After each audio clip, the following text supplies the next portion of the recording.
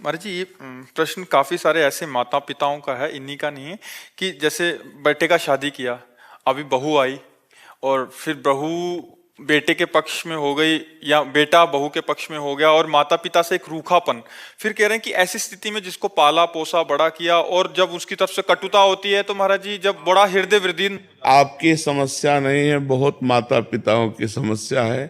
क्योंकि बच्चे अध्यात्म से जब तक नहीं जुड़ते तब तक उनको ये समझ में नहीं आता कि मातृ देवो भव, पितृ देवो भव, हमारे माता पिता हमारे भगवान हैं, ऐसा भाव नहीं आता।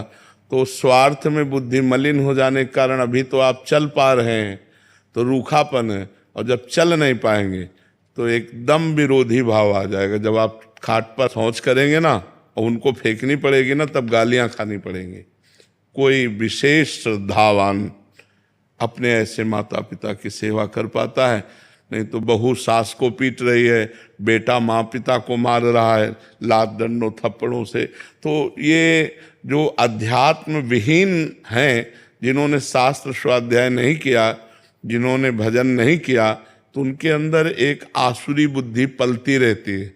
आसुरी माने राक्षसी बुद्धि, और वो समय आने पर राक्षसी स्वरूप प्रकट। ये आसुरी बुद्धि है जो अपने माता पिता को मारे पीटे, कष्ट दे, उनको गालियां दे। दैवी बुद्धि है कि उनके चरण छुए, उनको भगवान की दर्जा दे और उनका पोषण करे।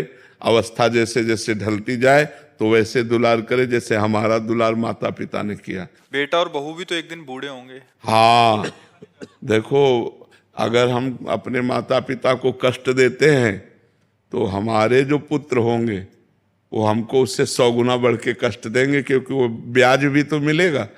तो इसलिए नए बच्चों को ये ध्यान रखना चाहिए कि वो भी किसी दिन माता पिता बनेंगे, और वो किसी दिन वो भी बूढ़े होंगे। तो अपने माता पिता के साथ असभ्य व्यवहार नहीं करना चाहिए, आसुरी व्यवहार नहीं करना चाहिए। यार, जिस कोख से पैदा हुए उसको तुम लात मार रहे हो, उसकी आरती उतारनी चाहिए। माता तो देवी है और पिता भगवान का स्वरूप है, ऐसा भाव।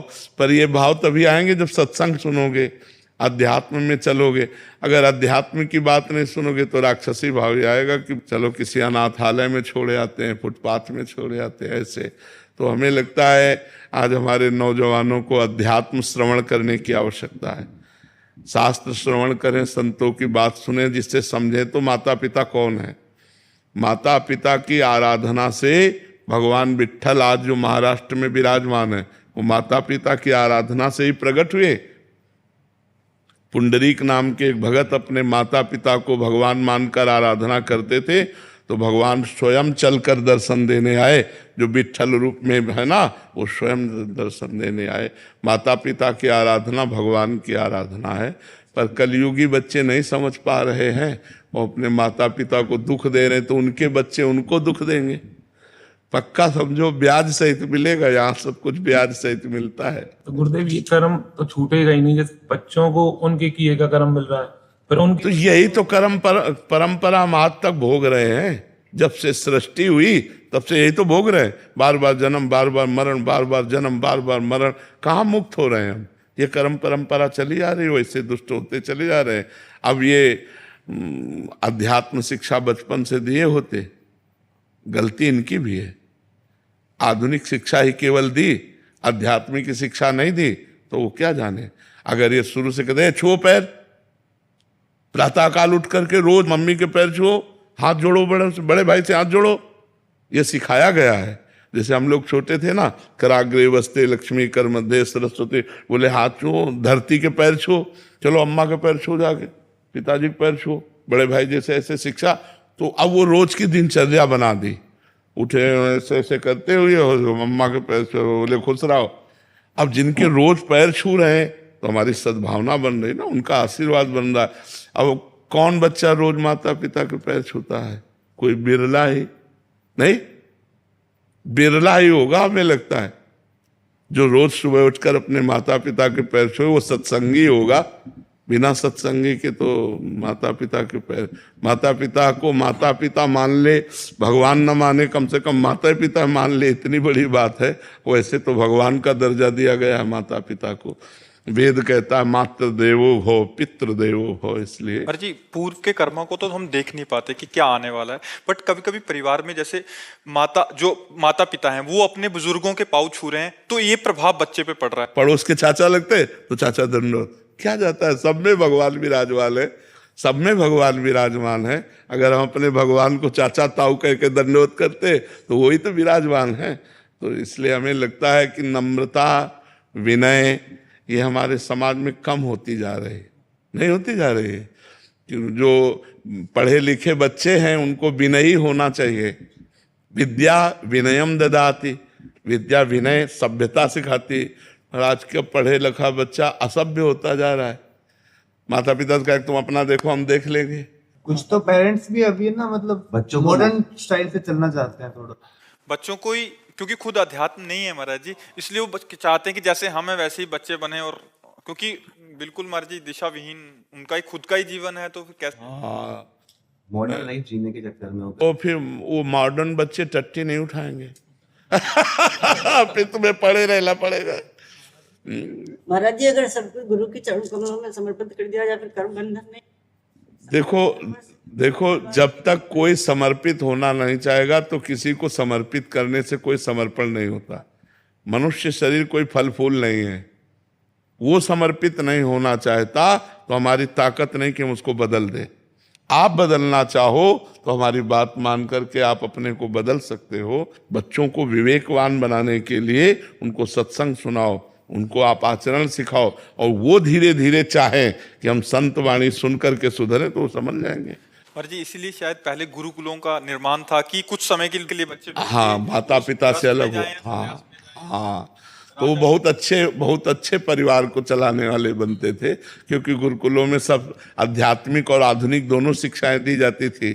तो इसलिए वो बहुत विवेकवान होते थे, गृहस्थी को भी चलाते थे और संयम से भी रहते थे। अब आज की पढ़ाई में आधुनिकता तो है लेकिन आध्यात्मिकता नहीं है, तो आध्यात्मिक पढ़ाई ना होने के कारण विनय की बहुत कमी होती जा रही है।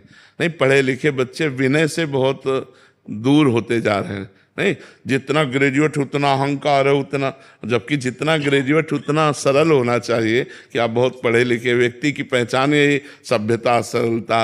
आप गाड़ी में बैठे बस में जा रहे हैं, कोई बड़ा बूढ़ा खड़ा है, आइए दादाजी आप बैठ जाइए, हम तो खड़े भी रह सकते हैं। आप तो लगा पढ़ा लिखा है, नहीं लगा कि पढ़ा लिखा है, सभ्य आदमी है। तो पढ़ा लिखा का संबंध सभ्यता और विनय से है। और आज सभ्यता और विनय दोनों गायब हो जा रहे हैं। पढ़े लिखे तो बहुत लोग हैं, सभ्यता और विनय जा रहा है। तो हमें लगता है आध्यात्मिक शिक्षा ही सुधार सकती है। गुरुदेव भगवान, हम अपने बच्चे तो नादान हैं, उनको समझ नहीं है, उनके कल्याण के लिए कहीं ना कहीं हम नाम जप करके समर्पित करें तो क्या हाँ हो जाएगा। हाँ बिल्कुल परिवर्तन होगा। और उनको बैठाल करके राधा राधा बुलवाओ 10 मिनट राधा राधा बुलवाओ और नाम जप करके उनको दो तो निश्चित परिवर्तन होगा, निश्चित होगा। महाराज जी, बट उनको भी ऐसा लगता है कि हमारे जान पे आ रहा है ये सब कुछ करना, कि मतलब बता भी रहे हैं कि हम कि ये इतना करो तब आप करो, आपको नाम जप करना पड़ेगा, बट वो फिर भी नहीं करना चाह रहे। 1-2 दिन करेंगे, फिर हफ्ते बाद फिर फुसला दे, फिर फुसलावे। हफ्ते में अगर 1 दिन भी करने लगे ना तो हमारी बात तो मानने लगे ना। हम 2 दिन करवाएंगे, फिर हफ्ता भर कहने के बाद 3 दिन करवाएंगे। हम धीरे धीरे उनको सतमार्ग में। देखो बच्चों को खिलवाड़ में भजन कराया जाता है। देखो तुम्हारे लिए हम बाल भोग बना रहे हैं, तब तक तुम राधा राधा, अगर राधा राधा बोलना बंद किया तो नहीं मिलेगा।